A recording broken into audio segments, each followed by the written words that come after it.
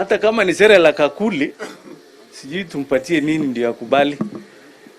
Hii mtu tumekaa na yeye ni nini anataka hii mtu. Ningependa tu chairman.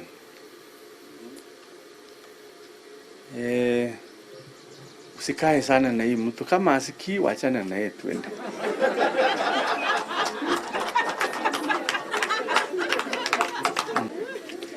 Kama asikii wacha tu. Hata kama ni kukaa na yeye na kubabysit yeye mpaka saa ngapi. Wacha tu chama. We love you. With him or without him, let's go. We just have to go. Chair.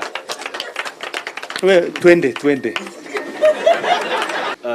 Happy that our chairman yesterday he's been indicating to us using the mouth like this.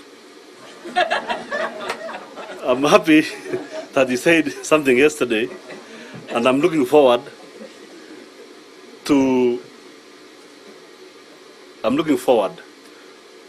us forming government. To have a country to guard and a future to secure.